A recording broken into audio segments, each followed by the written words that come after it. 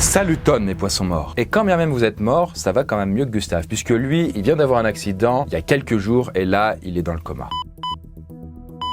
Ouais, je sais. D'habitude, Gustave va bien au début de l'épisode et il va mal à la fin. Mais là, on a fait l'inverse. Il a frôlé la mort et d'ici quelques minutes, on va le ranimer. Pourquoi tu veux le ranimer ? Bah alors je te rassure, c'est pas par gentillesse. En fait, c'est pour qu'il nous raconte ce que ça fait de mourir. Car vous le savez peut-être, mais parmi les gens qui frôlent la mort, il y en a qui vivent des trucs complètement incroyables durant l'épisode où ils sont censés ne plus être là. Des trucs carrément fous. Et même que ces trucs incroyables, on appelle ça des expériences de mort imminente, ou EMI. En anglais, peut-être que vous connaissez le terme, ça s'appelle Near Death Experience ou NDE. Est-ce que Gustave a fait une EMI et si oui, qu'est-ce qu'il a vécu dans son expérience? N'a-t-il juste rien eu et s'est-il réveillé simplement? Ou peut-être a-t-il perçu l'au-delà? A-t-il parlé à des morts? Est-il sorti de son corps? Et est-ce que ce phénomène est-il le fruit de l'imagination ou bien peut-être d'autre chose? Sans plus attendre, réveillons Gustave et laissons-le nous raconter l'histoire qui va peut-être nous en apprendre un peu plus sur notre conscience et sur ce qui se passe au-delà de la mort. On va lui donner un choc électrique pour enfin savoir faire une expérience de mort imminente, ça fait quoi?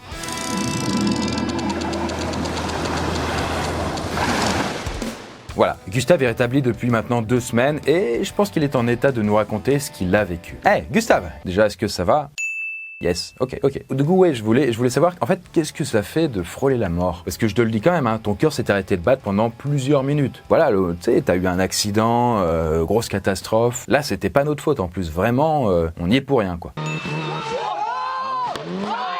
Mais bon, techniquement, t'étais mort. Bah, pendant ce laps de temps, est-ce que tu te rappelles d'avoir ressenti des choses? Est-ce que t'as vécu des trucs? Raconte.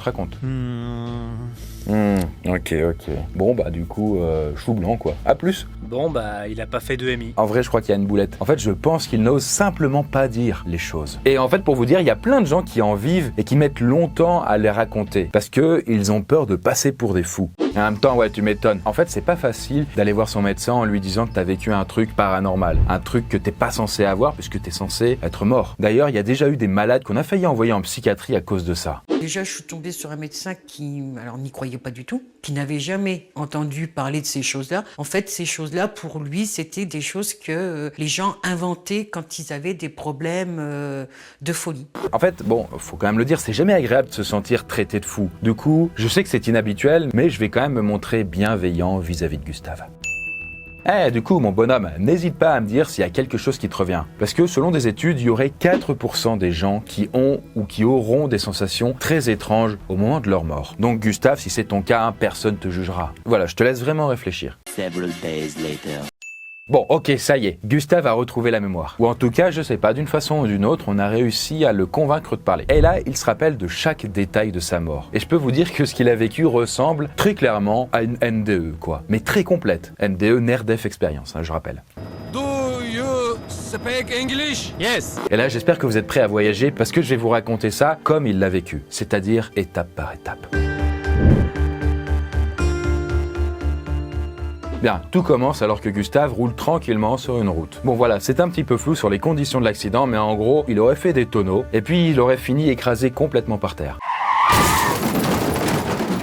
Là, il aurait perdu connaissance, mais juste avant, il aurait tenté de survivre. Il aurait lutté, mais comme il est dans une mare de sang, il est très mal en point, il perd très vite connaissance. Du coup, notre pauvre bonhomme, bon gré mal gré, a fini par accepter de se laisser sombrer. Et au moment où son cœur s'est arrêté, Gustave est resté lucide. Là, vous pourriez vous dire, mais non, à ce moment-là, du coup, le cœur ne bat plus, il s'en va, il tombe dans le néant, on ne sait pas quoi. Eh bien, c'est pas ce qui s'est passé, c'est pas ce qu'il raconte. Pourtant, quand même, je vous rappelle évidemment que lorsque le cœur ne bat plus, le cerveau n'est plus alimenté en sang et il est censé s'arrêter très vite. Comment Gustave a-t-il pu rester conscient sans son cerveau? On va y revenir. Mais en attendant, il y a eu un deuxième truc surprenant, c'est que Gustave s'est soudainement senti hyper bien, hyper relax. La douleur, la souffrance, tout ça semblait partir, et ainsi que tous ses problèmes matériels. Et du coup, il avait plus mal? Du coup, non, il n'avait vraiment plus mal. Dommage. Ouais. En tout cas, la plupart des gens qui restent conscients au moment de leur mort décrivent ce bien-être. En fait, c'est assez décalé puisqu'on n'imagine pas ça lorsque quelqu'un est grièvement blessé. Et d'ailleurs, si ça se trouve, il y a plein de gens qui ont eu des morts horribles et qu'on considère comme des martyrs. Alors que peut-être que c'était le pied pour eux en vrai. D'ailleurs, si vous trouvez ça bizarre, vous n'êtes clairement pas au bout de vos surprises. Gustave a ensuite eu la sensation de sortir de son corps. Un peu comme un fantôme? Oui, c'est à peu près ça. Mais donc oui, un petit peu comme un ghost. Un peu comme peut-être un cyberghost aussi. Un partenariat est en train de se produire, je crois. Oui, tout à fait, c'est un phénomène inexpliqué qui s'appelle CyberGhost VPN et qui nous aide à produire cette vidéo. En gros, en 2 mots, donc du coup, leur VPN, c'est un programme qui sert à être complètement anonyme sur Internet et à se protéger. Vous l'avez pas vu venir celle-là, hein? Putain, tu m'as bien eu. Et c'est surtout nécessaire d'en avoir un quand on utilise des réseaux publics parce que ce sont des réseaux non protégés. Et tout le monde peut voir vos infos s'ils sont un peu bidouilleurs, même celles qui sont sensibles. Sauf si vous avez un VPN de qualité tel que CyberGhost. Car ce VPN, il permet de chiffrer vos communications avec le serveur et personne ne verra ce que vous faites. Même pas CyberGhost lui-même. C'est donc complètement confidentiel. Cool, mais j'utilise pas de réseau public perso. Ah oui. Et toi Gustave, est-ce que tu utilises un réseau public? Ah non, mais du coup là t'es pas en état d'utiliser quoi que ce soit. Mais même sans utiliser les réseaux publics, utiliser un VPN est super important pour éviter que les hackers puissent voler vos données perso. De plus, CyberGhost donne accès au contenu de 40 services de streaming comme Netflix, Amazon Prime et ceci des autres pays avec du contenu exclusif non dispo en France. On peut même regarder par exemple la F1 en se connectant au serveur belge. Pour ceux qui aiment bien le foot. Hein. Chris, je suis pas sûr là. Ouais, enfin foot rugby, vous avez compris quoi. Quel match 2-2. Bah, j'adore le bowling justement. Il coûte combien le VPN? Eh bien là, justement, il y a 84% de réduction. Donc si t'es intéressé, tu peux l'avoir pour seulement 1,94€ par mois. Et tu auras 4 mois gratuits en plus de ça. Et tu auras aussi la possibilité, avec cet abonnement, de protéger 7 appareils en même temps, quel que soit l'OS, ordi ou mobile. Du coup, il y en a pour toute la famille et vous avez un support H24, 7 jours sur 7 en français. Et ça, Gustave, je pense qu'il serait très content s'il était en capacité de pouvoir s'exprimer, bien sûr. Et donc oui, comme on parle de naviguer librement, j'en connais un qui a pris quelques mètres de hauteur, n'est-ce pas Gustave? Là oui, il flotte au-dessus de son propre corps. Et c'est ce qu'on appelle du coup la décorporation. C'est ce que j'appelle une hallucination. Ça doit venir des mythes religieux. Il a dû entendre qu'on montait au ciel après la mort, et voilà, ça l'a influencé. Hallucination ou pas, en tout cas, il y a plein de personnes qui ne sont absolument pas religieuses et qui décrivent exactement la même chose. En fait, il y a une certaine cohérence dans tous les témoignages de ce genre partout dans le globe. Il faut quand même dire que la décorporation n'est pas présente dans toutes les EMI, mais c'est très fréquent, et parfois même chez de jeunes enfants à qui on n'a encore jamais parlé de la mort ou de monter au ciel.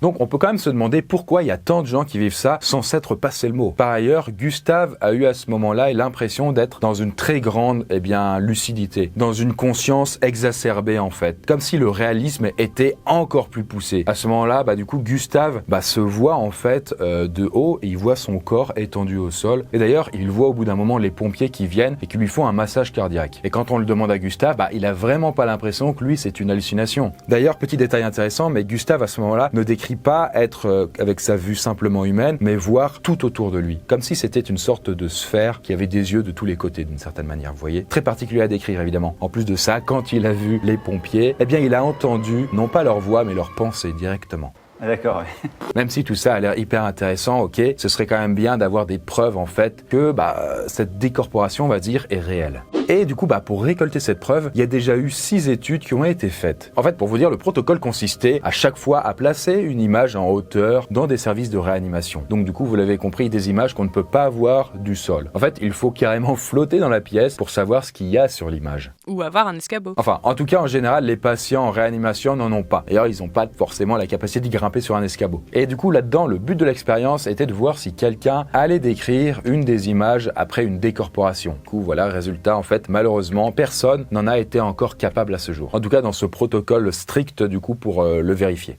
Mais malgré tout, il y a déjà eu bon nombre de récits troublants, comme par exemple celui de Maria, qui avait fait un arrêt cardiaque en 77. Elle décrivait avoir vécu une décorporation et plus tard, elle a raconté avoir vu une chaussure de sport sur le bord d'une fenêtre de l'hôpital. Et la personne à qui elle a raconté ça, du coup, n'y croyait pas, mais par conscience professionnelle, est quand même allée vérifier au cas où, et à son grand étonnement, elle a vu la chaussure en question. Et avec, j'ai acheté une paire de chaussures. Trop grande, puis moche en plus. Et selon ce témoin, Maria ne pouvait pas voir la chaussure de sa chambre d'hosto. Voilà, du coup une histoire intéressante mais difficile à recouper. Parce qu'ensuite, Maria a été perdue de vue et du coup le niveau de preuve reste assez léger. C'est un témoignage d'un témoignage, bon voilà. Après, il y a aussi pas mal d'autres témoignages, genre des gens qui rapportent avoir vu leurs opérations ou s'être même baladés dans l'hôpital sous leur forme un peu spectrale, on va dire. Mais il faut encore attendre pour avoir des preuves en béton là-dessus. Donc c'est de l'hallucination alors? C'est tout simplement une hallucination collective. Après, après, chacun son opinion dans tous les cas, mais ce n'est pas parce qu'on peine à rapporter la preuve que ce n'est pas pour autant vrai. Peut-être qu'on manque simplement encore du coup de cas d'EMI. Dans une autre étude, sur 2500 personnes qui ont fait des arrêts cardiaques, il y a eu seulement 330 survivants. Et sur ces 330, il y en a seulement 140 qui ont été en assez bon état de santé pour être interrogés. Et sur ces 140-là, il n'y en a eu que 101 qui ont accepté de l'être. Et sur ces 140, il y en a seulement 9 qui ont décrit une EMI. Bref, du coup, avec seulement 9 EMI, c'est normal que on manque un peu de preuves quand même. Il faudra attendre d'avoir beaucoup plus du coup de matière. Voilà, du coup, dit autrement, il faut beaucoup plus de personnes qui reviennent de la mort, quoi. En tout cas, petit à petit, Gustave s'est vu monter et être transporté dans un environnement un peu plus cosmique d'une certaine manière. En fait, il a arrêté de regarder son propre corps et il s'est senti comme aspiré par une sorte de lumière. Et c'est la fameuse, du coup, lumière au bout du tunnel, dont vous avez peut-être déjà entendu parler. Sauf qu'en l'occurrence, le tunnel n'est pas systématique, mais la lumière fait très souvent partie des EMI. Alors ça peut paraître contradictoire, mais Gustave décrit cette lumière comme étant très puissante, mais pas éblouissante. Ensuite, il y a quelque chose qui est très clair, et on a envie d'y aller, quoi, parce qu'on sait qu'on va être bien. C'est très doré, ça scintille énormément. En fait, Gustave peine à mettre des mots sur ce voyage parce que, apparemment, c'est très différent de ce qu'on ressent quand on est vivant. Et à partir de là, il n'avait même plus vraiment la sensation de voir le monde, mais plus la sensation, en fait, d'être le monde. Alors ça paraît très perché, en même temps je vous rappelle que là il est mort et puis il est en train d'être catapulté on ne sait pas où. Donc bon, perché, le terme est approprié. Voilà, je vous présente à ce moment-là la version morte mais ultra vivante de Gustave. Je le vois pas, il est où? En fait il est partout à la fois, il faut suivre. Alors ça peut paraître très étonnant quand même qu'un cerveau inactif puisse être capable de sécréter toutes ses pensées et toutes ses impressions. Et là-dessus, honnêtement il y a vraiment deux camps. D'un côté, il y a ceux qui sont certains que la conscience peut continuer d'exister après la mort du cerveau. Et pour eux, Gustave et les autres témoignages d'EMI en sont la preuve. Puis de l'autre côté, il y a ceux qui pensent que toutes ces perceptions de Gustave se sont produites non pas après la mort de son cerveau, mais juste avant. Et si c'est le cas, en fait, ça veut dire que tout ce voyage qu'il raconte s'est produit en quelques secondes, alors que ça lui a semblé durer parfois des heures entières. Pour autant, ce n'est peut-être pas impossible. En fait, on peut par exemple avoir des distorsions temporelles dans les rêves, ou même avec des drogues telles que les champignons ou le LSD. Alors, pourquoi pas pendant les EMI finalement ? En tout cas, il existe une expérience qui va un peu dans ce sens. Des scientifiques ont mesuré l'activité électrique dans le cerveau de souris au moment d'un arrêt cardiaque. Et juste avant de s'éteindre complètement à cause du manque d'oxygène, on observait un gros pic d'activité électrique dans leur cerveau, semblable à un dernier sursaut neurologique. La plupart des scientifiques supposent que ce pic d'activité électrique correspond peut-être aux EMI. Bref, les EMI surviennent-elles vraiment alors que le cerveau est arrêté ou juste avant qu'il s'arrête ? Honnêtement, on n'a pas de certitude encore là-dessus. Nous, on n'a pas de certitude, comme j'ai dit. Par contre, Gustave, lui, il en a. Comment ça ? En fait, dans les EMI, il est fréquent d'avoir la sensation de tout comprendre et de tout savoir. Ça se produit juste comme ça. Les informations sont juste comme téléchargées en eux. Mais voilà, là, c'est différent pour Gustave. En fait, ce n'est pas téléchargé en lui, il a eu accès à un personnage, comme un guide céleste, qui lui a donné accès au savoir universel. Le guide, donc mon interlocuteur habituel, m'a dit que ici, je pouvais rencontrer des êtres qui pouvaient répondre à toutes sortes de questions. Voilà. Et donc, comme j'avais un naturel assez curieux, je me suis dit, non mais c'est carrément génial ici. on peut à peu près tout savoir, voilà. Gustave, tu es désormais dans l'au-delà, ce qui te donne un accès illimité au savoir universel. Y a-t-il une question que tu voudrais poser? Non, Gustave, la banane n'est pas un aliment qui constipe, je te rassure. Elle contient beaucoup de fibres qui contribuent à un bon transit. Putain, mais Gustave, t'es sérieux là? C'était vraiment l'info cruciale? Et le pire, en fait, c'est qu'il a même pas eu le temps de poser d'autres questions. Ouais, parce que avant de pouvoir poursuivre les questions-réponses, Gustave s'est retrouvé devant le film de sa vie. Alors ça, ce n'est pas forcément le truc le plus fréquent d'ailleurs dans les EMI, mais ça arrive. Un petit peu comme si vous alliez au cinéma et que vous revoyiez toute votre vie dans les moindres détails. Mais de façon très accélérée, comme si tout se passait extrêmement vite. D'ailleurs, on peut le dire, Gustave n'a pas trouvé ça très agréable, parce que dans toute vie, il y a des souffrances, et des regrets, il y a des moments qu'on oublie, surtout d'ailleurs dans celle de Gustave. Il y a un petit côté jugement dernier quand même. C'est vrai que ça pourrait y faire penser, mais à ma connaissance, dans les EMI, ces rétrospectives ne sont pas là pour décider d'un aller en enfer ou au paradis. En fait, c'est plus une rétrospective pour faire un petit bilan de son passage sur Terre, apparemment. Donc non, il n'y a pas de jugement, et c'est même tout l'inverse qui se produit durant cette expérience. Parce que Gustave ressent à ce moment-là une sorte d'amour incommensurable. Il se sent aimé comme jamais il n'a été aimé dans sa vie. Et d'ailleurs, il éprouve lui-même un amour d'une intensité qu'il n'a jamais éprouvé sur Terre. Et donc, contre toute attente, Gustave a vraiment pris son pied. Voilà, connaissance universelle, amour absolu, sentiment de paix, le tout dans un environnement scintillant et éthéré, on va dire. Mais même les meilleures choses ont une fin. Et alors que Gustave s'avançait de plus en plus profondément dans cette expérience paranormale, eh bien, il a vu une sorte de frontière se matérialiser. Chez certaines personnes, c'est un bout du tunnel. Chez d'autres, c'est plutôt une sorte de fleuve, comme Gustave. Et à un moment donné, il y a eu une limite à franchir. Et là, j'ai senti que si je franchissais cette limite, il n'y avait plus de retour possible, quoi. Et comme ce monsieur, Gustave a senti qu'au-delà du fleuve, c'était la zone de non-retour. Il a senti que s'il traversait, c'était la fin définitive de sa vie sur Terre. Du coup, pourquoi il a choisi de revenir s'il se sentait si bien ?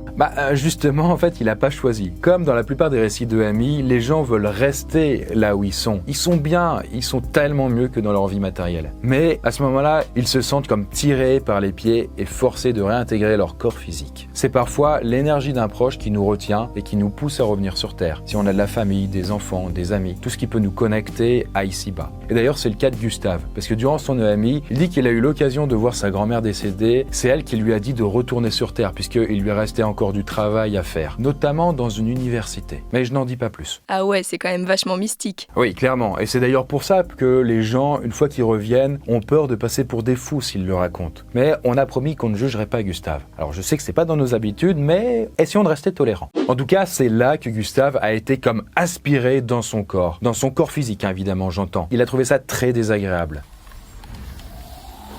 Il s'est senti comme comprimé dans une enveloppe, étroite, froide. Surtout que, évidemment, là, il réintègre un corps particulièrement ravagé par l'accident. Alors, est-ce que tout cela n'était qu'une illusion, un dernier sursaut cérébral avant les ténèbres, ou alors l'expérience de Gustave est-elle la preuve que la conscience survit après la mort ? Eh bien, la question n'est pas encore tranchée, donc n'hésitez pas à débattre. D'ailleurs, en vrai, blague à part, statistiquement, sur toutes les personnes qui auront vu cette vidéo, il y en aura un bon nombre qui auront vécu une EMI. Ça, c'est assez fou. N'hésitez pas, si le cœur vous en dit, à témoigner, quoi. Mais une chose est sûre, les patients qui rapportent des EMI ne sont ni des menteurs, ni des fabulateurs. Faut vraiment vous dire qu'il y a des milliers et des milliers de témoignages de partout. Et il n'est pas possible qu'autant de personnes se soient passé le mot pour raconter le même bobard. Surtout quand ce sont des enfants qui les vivent, alors qu'ils n'en ont jamais entendu parler au préalable. En tout cas, aussi fascinant soit-il, les récits comme celui de Gustave ont quand même un effet pervers. Plusieurs psychiatres ont rapporté avoir eu des patients qui étaient de plus en plus intéressés par le suicide à force de voir des documentaires qui décrivent les EMI et le passage dans l'au-delà comme extrêmement plaisant. Toujours est-il, ceux qui vivent eux-mêmes des EMI en reviennent profondément touchés avec un but qu'ils perçoivent mieux dans leur existence et avec une nouvelle conception de la vie et de la mort. Eh bien voilà, j'espère que cette vidéo vous a plu. Moi, elle me tenait beaucoup à cœur. Merci encore à CyberGhost VPN pour la sponsor. N'hésitez pas à rejoindre leurs 38 millions d'utilisateurs. Pour ça, vous pourrez passer par notre lien en description pour avoir 84% de réduction et des mois gratuits. Et si vous hésitez, sachez qu'en tout cas, il est noté 5 étoiles sur Trustpilot.